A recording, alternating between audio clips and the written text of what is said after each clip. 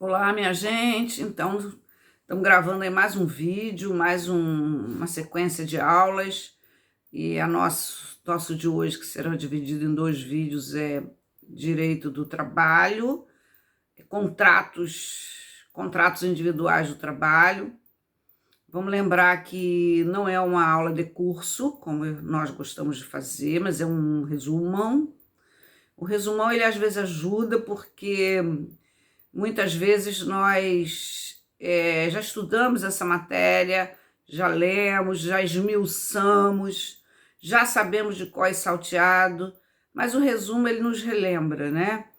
Isso segue a nossa vida inteira. A gente, em vários momentos da nossa vida, nós estamos aí relendo coisas e artigos que a gente domina.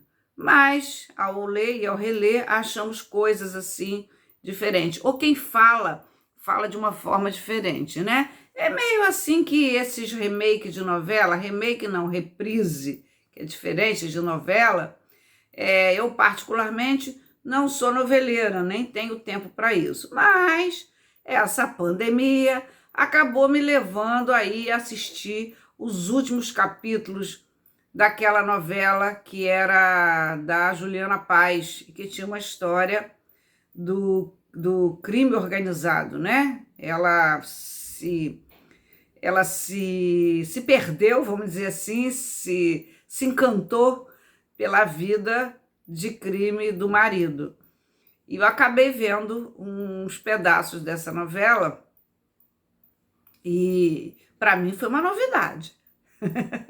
Para mim, não foi nada de reprise, porque eu não tinha visto, então eu vi assim, os últimos 15 dias,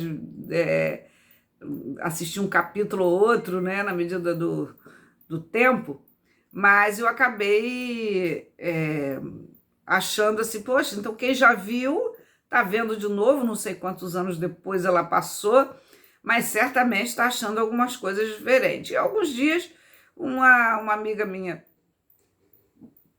estava aqui em casa e falou: olha, eu já assisti essa novela, mas não lembrava dessa e daquela cena. Eu falei: pois é, então nossa aula está mais ou menos assim. A gente está falando de um tema aparentemente comum, mas só que eu quero lembrar que eu vou trazer aquelas situações aí que a reforma trabalhista trouxe, né? Todas as aulas nossas, seja processo de trabalho, seja direito material, seja as aulas do curso, nós estamos realçando muito a questão da reforma trabalhista. Por quê? Essa lei 13.467, ela é de 2017. Ela entrou em vigor em novembro de 2017. Quer dizer, de 2018, 2019, não houve um tempo muito hábil. 2 anos é muito pouco para produzir jurisprudência. Logo depois veio a pandemia. Quer dizer, então tem 3 anos aí da entrada em vigor dessa legislação e que não há um tempo muito suficiente para que a gente já tenha a construção de jurisprudência. Então tudo ainda é muito assim inseguro do ponto de vista jurídico e desafia a interpretação. Por isso que eu acho que quem está fazendo a graduação agora nesse período de 2018 para cá, do início de 2018 para cá, não consegue fazer muito essa distinção, porque acha que sempre foi assim, é aquela história, né? Mas acontece que não, e por ela fazer uma grande transformação negativa no direito do trabalho, no direito processual do trabalho individual e coletivo, no direito individual e coletivo, que ela desafia a nossa relembrança. E a crítica, né? E o pensamento crítico mesmo. Bom, direito individual do trabalho. A gente vai falar de quê? De contratos de trabalho, né? De contrato individual do trabalho. Que tem aí o seu suporte na CLT, obviamente. A nossa base é a CLT, artigo 442, 442A, que teve a modificação, 443, algumas súmulas do Tribunal Superior do Trabalho. E agora, recentemente, no ano de 2020, as normativas da pandemia, né? As medidas provisórias 927, 936 e a Lei 14.020. Muito bem. O conceito de contrato de emprego, ele é muito simplório. Ele é muito simplório mesmo no artigo. Então, ele não nos diz exatamente. Mas acontece que a gente vai buscar na doutrina para entender o que é um contrato de emprego. Primeiro, eu quero deixar claro que eu estou usando a expressão contrato de emprego, porque a CLT ela fala em contrato de trabalho, e contrato de trabalho ela realmente é um contrato de trabalho usado na CLT. Com a evolução das teorias, das normas, né, a gente vai observando que o contrato de trabalho ele é muito mais amplo e o contrato de emprego é uma espécie. E o que é regido pela CLT é o contrato de emprego, que é esse trabalho subordinado, consensual, subordinado, de trato sucessivo. E então, para a gente não ficar sem um conceito, eu uso o conceito clássico de Délio Maranhão, que ele vai dizer que é o negócio jurídico pelo qual uma pessoa física, o empregado, que a gente sabe que tem que ser pessoa física, se obriga, mediante pagamento de uma contraprestação, que é o salário, a prestar trabalho não eventual em proveito de outra pessoa, física ou jurídica, que é o empregador, a quem ele fica vinculado, a quem ele fica vinculado juridicamente. E aí a gente remete para aquelas aulas anteriores, onde nós trabalhamos os conceitos de empregador e de empregado, notadamente os poderes de empregador, o poder de punir, o poder de organizar e o poder de fiscalizar. Então, esse poder do empregador, ele só é exercido para aquele em que é empregado, ou seja, aquela pessoa que tem um vínculo jurídico por esses laços. Então, aí nós temos uma formulação da ideia do contrato de emprego, né? Eu vou pular essa parte da análise da sua natureza jurídica, porque existem várias teorias para estudar, mas a teoria mesmo é de que é uma teoria contratual. Embora ele tenha muita ingerência das normas de ordem pública, mas o contrato de trabalho é um contrato. Prevalece a vontade das partes.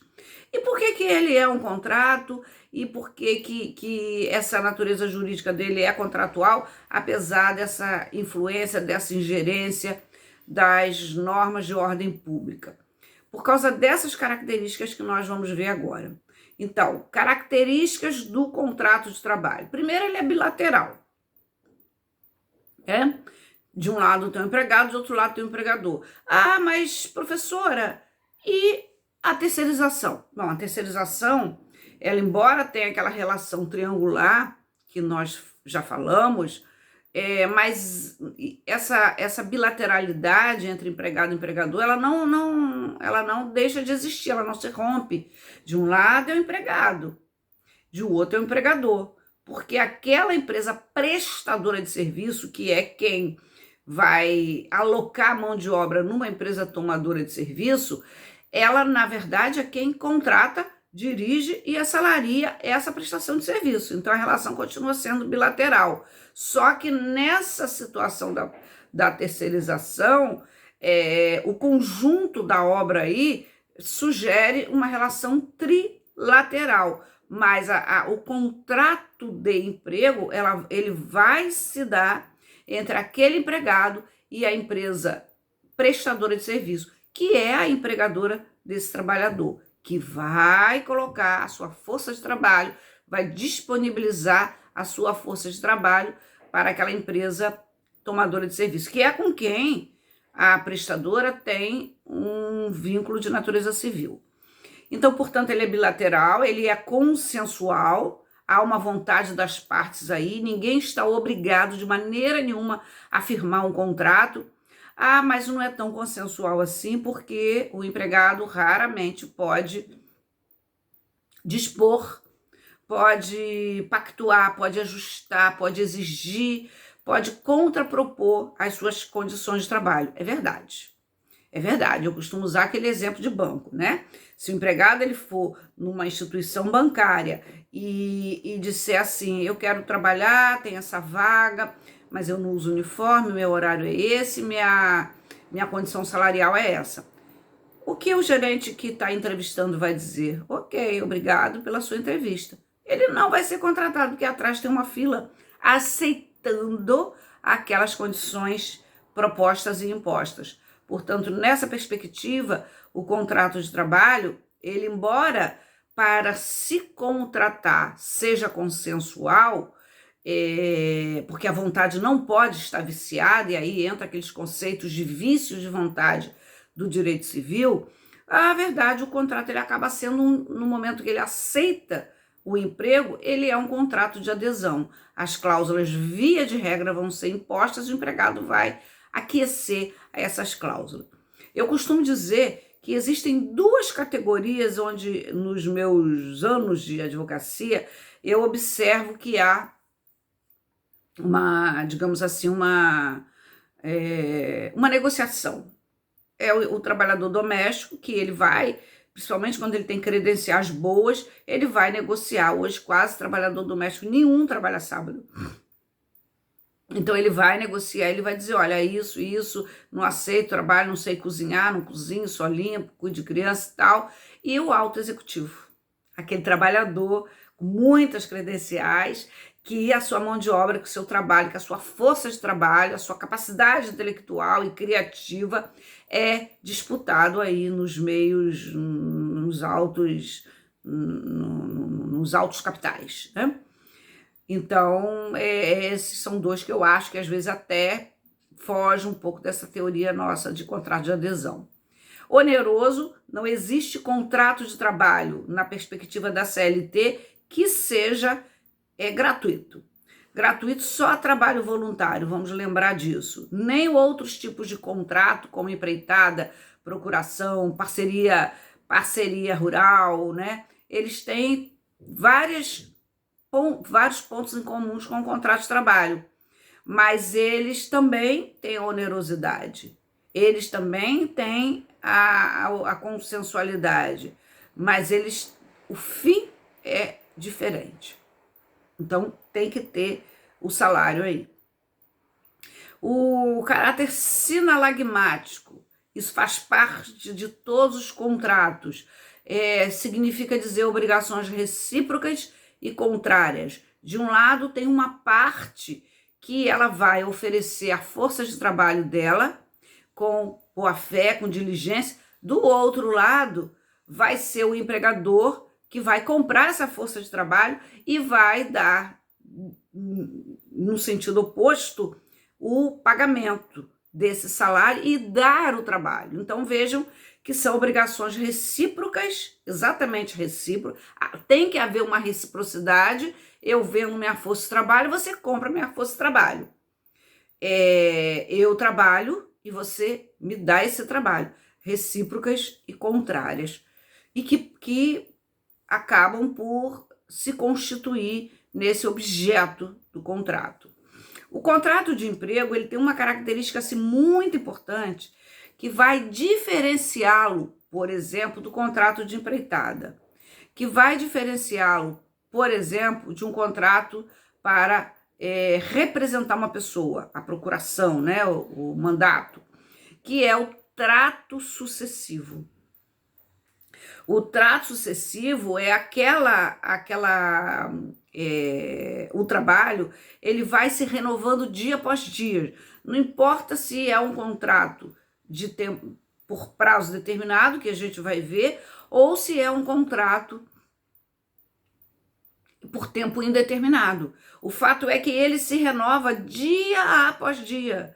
A empreitada não. A empreitada o contrato ele também é oneroso, ele também é consensual, ele também é bilateral, mas ele tem um fim em si mesmo. E quando esse fim ele termina, preste atenção nisso, o contrato ele se exaure. Então, vamos supor que João contrata José para fazer uma área gourmet. Agora está em moda, né, gente? Então vamos usar aqui uma área gourmet no seu terreno, na sua casa. Então ele vai dizer, olha, o que você quer? Eu quero isso, isso, isso, quero uma churrasqueira, quero um fogão, quero uma ilha, quero uma pia, quero não sei o quê, quero um telhado, quero assim, quero cansado. Ah, quanto tempo isso vai durar? Ah, isso daí, pelas suas coisas, pelas suas condições, vai durar 3 meses. Quanto isso vai custar? Ah, vai custar X. Eu não vou nem falar porque eu não sei. Vai custar X. Então, quando ele terminar de fazer esse trato aí, essa cláusula desse contrato, uma das cláusulas do contrato, esse contrato ele finaliza, porque foi cumprido esse contrato. E ele recebeu, acabou o contrato. No contrato de emprego, não há esse fim. Ah, mas o contrato não termina? Termina? Claro que termina. Pedido de demissão, dispensa imotivada, justa causa, morte do empregado, aposentadoria, etc e tal. Mas acontece que, enquanto isso não ocorre, não há um prazo para terminar, salvo nos contratos a prazo. Mas, de qualquer forma, no contrato a prazo, a prestação de serviço ela se renova dia após dia. E esse é um dos pontos, assim, que diferencia de alguns outros contratos, como, por exemplo, a empreitada, o contrato de exploração da terra por um tempo, o contrato de procuração. Então, essas são as principais características do contrato de emprego. Vocês vão achar em alguns manuais também o contrato da alteridade, né? Que é uma das partes trabalha por conta alheia, enquanto a outra, aqui, um empregado trabalha, uma das partes trabalha por conta alheia. Mas isso aí já é o que eu acho que essa alteridade ela já faz parte de algumas outras características. Mas é possível que vocês achem. Bom, então essas foram as características. Agora nós vamos ver a classificação. Né? Classificação nós vamos dividir quanto à forma e quanto ao prazo. Como que os contratos de trabalho eles se classificam? Quanto à forma e quanto ao prazo. Quanto à sua morfologia, nós vamos usar o artigo 29, 442, 443, 456 da CLT e vamos dizer o seguinte, por incrível que pareça, o contrato de emprego ele não precisa ter uma forma específica. Ele não precisa ser escrito para ele valer. Como eu costumo dizer, direito de trabalho não é jogo de bicho. Vale o princípio da primazia da realidade, né? Então, ele não precisa ser escrito, assinado, firmado, firma reconhecida, registrado no cartório, nada disso. Porque ele vai ter como característica, quanto à forma dele, 3 possibilidades. Primeiro, expresso, verbal ou escrito. E ainda admite-se a forma tácita, certo? Então, vamos por parte. Só vamos lembrar que no momento que o empregado ele entra, ele tem um prazo para assinar a carteira, que era de 48 horas, e a lei 13.467, se não me engano, alterou para 5 dias, se não me engano. Está previsto lá no artigo 29 da CLT seguinte, 29, 30, 40, e que vai aí, nesse caso, definir o prazo. São 5 dias, se não me engano. É uma alteração recente para assinar. Mas o fato de não ter esse contrato formalizado, anotado, registrado, não significa dizer que ele não exista. Não significa dizer. Então, ele pode ser registrado na carteira, num termo de contrato, com várias anotações, com cláusulas específicas. O empregado já recebeu o regimento interno, com todas as condições impostas pela empresa. E, ok, é o que se espera, principalmente quando são contratos que não são a regra, os contratos a prazo, ou aquelas cláusulas mais específicas, né? Claro que as empresas grandes, elas não vão de maneira nenhuma fazer uma contratação sem que seja expresso escrito. Mas, durante muito tempo, um dos grandes pontos que eram campeões na Justiça do Trabalho era a falta da assinatura de carteira. Isso ainda existe em muitas cidades, muitos lugares. Então, eu já vi muito, tenho visto ainda falta de assinatura de carteira, mesmo admitindo que se trata de empregado, mas também por uma discussão de vínculo, como, por exemplo, o trabalhador externo, o motorista, às vezes tem essa discussão. Bom, também ele pode ser verbal, né? Aquilo que foi combinado, que foi tratado, e fica, às vezes, naquela situação, traz sua carteira, aí traz a carteira não é assinada. Eu já tive bastante situações em que o empregado vai depois de 3 meses, 4 meses para o escritório, chega lá, cadê sua carteira? Está na empresa. Ah, eu entreguei no dia que eu comecei a trabalhar e o empregador não assinou. Mas não assinou até hoje por quê? Ah, não assinou, não sei. E aí, quando o empregado vai buscar essa carteira, ela não está assinada, por diversos fatores. E outro, a empresa nunca me pediu a carteira. Então, é o famoso contrato verbal. Bom, mas então, o que seria esse contrato tácito? Porque o falado, escrito ou falado, ok, foi falado, existe o contrato, primazia da realidade, vale todas as cláusulas, e aí, como eu estou muito diante de algumas perguntas, eu formulo textos, mando para a pessoa que cuida da minha rede social lá do Instagram do BRM Curso, e me veio essa pergunta outro dia, doutora, meu patrão falou que eu não tenho direito porque minha carteira não foi assinada. E aí eu formulei uma resposta. Quem tiver curiosidade, eu acho que vale a pena, está lá um texto sobre isso, no BRM Curso Jurídico, no Instagram. Não sei, mas acho que deve ter um mês isso. Bom, e o que seria esse contrato tácito? Aqui a coisa complica um pouco mais. O contrato, eu vou explicar através de um exemplo e vocês vão entender.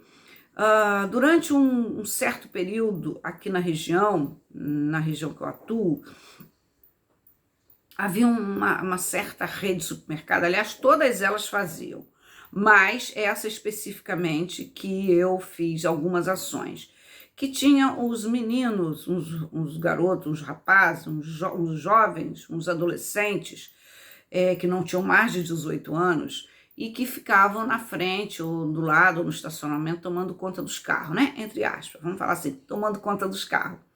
E eles entravam na frente do estabelecimento, vamos falar loja, que é como é falado no popular, na frente de loja, e auxiliava as caixas para embalar as mercadorias, melhor dizendo, para ensacar, né? Então, o caixa ia passando, eles ficavam ali na boca daqueles, na época eram 10 caixas, embalando essa mercadoria do cliente. Embalava, e levava no carro e voltava. Embalava no carro. E eles ficavam o dia inteiro ali, principalmente período de verão. Bom, era tolerado, era aceito e a empresa achava muito bom, porque se tinha algum desses que fosse empregados mesmo, registrado, não tinha mais. Ou se tinha, esses rapazes, esses meninos adolescentes completavam essa mão de obra. E aí eu entrei com ação na justiça pedindo vínculo de emprego. A defesa dela foi de que nunca houve tratativa alguma de que eles fossem empregados. Mas nós obtivemos êxito nessas ações porque o contrato era tácito. Ah, mas e a onerosidade? A onerosidade vinha do pagamento de terceiros, as gorjetas pagas por terceiro. Mas pode, claro, gorjeta. Paga por terceiro, que forma a remuneração. Então ele tinha essas gorjetas, que era paga por terceiro, que era o grande interesse deles, senão eles não estariam aí ali. Eles recebiam ordem do caixa, passavam a receber ordem do caixa, né? Bola aqui, bota as folhas assim, faz assado, leva essa. Fulano, vem cá, quantas vezes eu mesmo presenciei. Vem cá, fulano, vem você agora aqui, olha, esse caixa tá vazio, vem para cá. Essas pequenas ordens ali daquele momento, momentânea.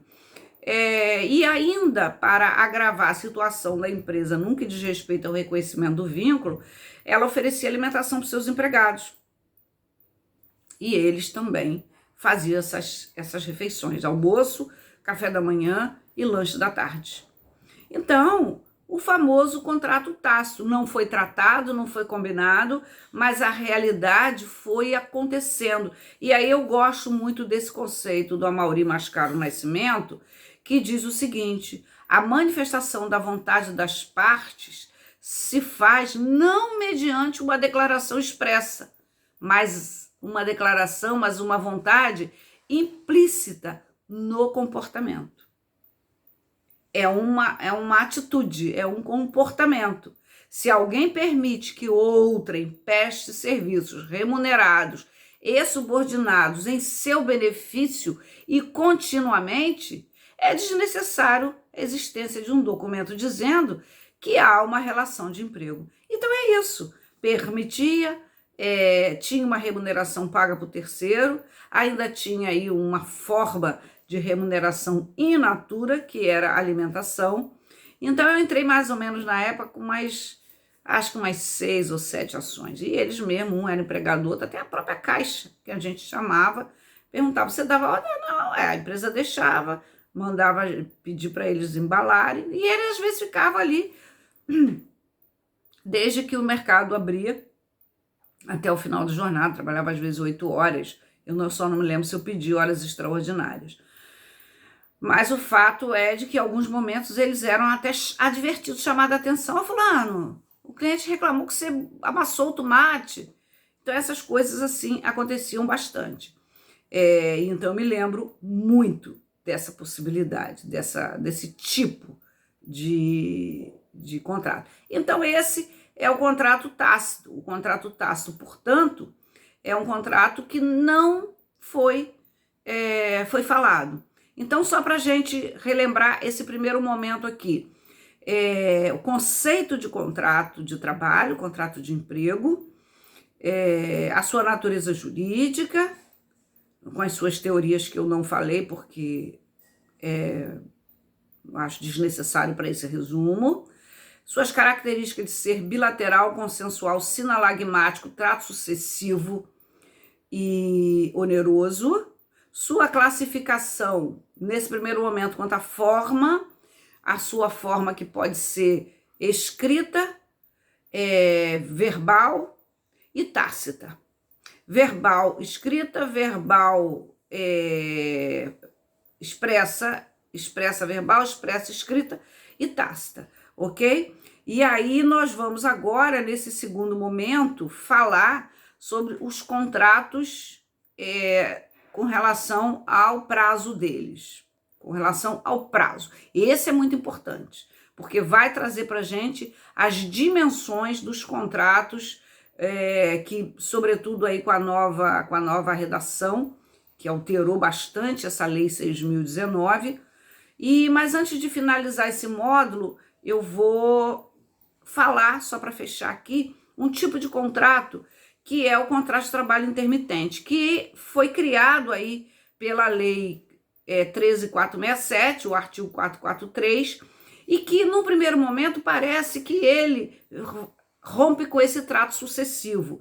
Mas eu, no primeiro momento, falei, bom, o contrato de trabalho intermitente, que é aquele em que o empregado tem uma prestação de serviço subordinado, portanto, tem que anotar os registros funcionais, mas não é contínua. A própria lei diz, não é contínua, ocorrendo com a alternância de períodos de prestação de serviço e de inatividade, determinados em horas, dias ou meses.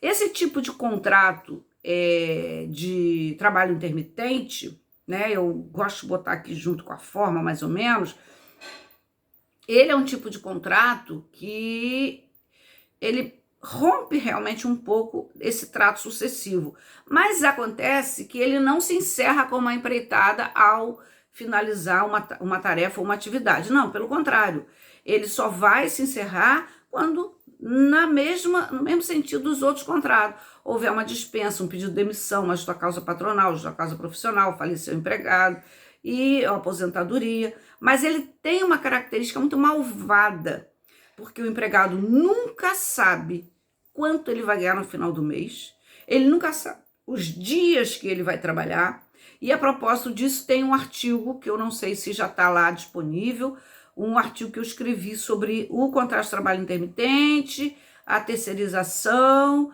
e o hipersuficiente. Se não tem, eu vou colocar no material lá disponível para acesso, onde eu exploro todas essas novas modalidades aí e mudanças de contrato. Então, o contrato de trabalho intermitente veio com a Lei 13.467, chamada Reforma Trabalhista. Ele alterou o artigo 443, inserindo o parágrafo 3º para permitir essa natureza de contrato sem essa continuidade. Não é que ele não seja de trato sucessivo, mas ele não tem uma continuidade assim, não é toda segunda, não é todo plantão, não é 12/24, não é toda sexta, sábado, domingo, é quando houver necessidade dessa mão de obra. Que na minha visão, na minha ideia, e logo que saiu, eu trabalhei muito nesse projeto, viajei muito o Brasil, falando na época do projeto, logo depois que a lei entrou em vigor, e na minha perspectiva, esse contrato, ele substitui um pouco aquele trabalho eventual. E eu acho que é um tiro no pé, já falei isso com vocês, eu acho que ele não vai alavancar, porque ele não traz segurança para o empregador, porque o empregado pode 24 horas dizer assim, olha, eu não vou. Tudo bem, ele não vai ganhar, mas também o empregador não tem certeza dessa mão de obra. Então, gente, eu volto no próximo bloco com vocês, falando sobre os contratos quanto ao prazo, ok?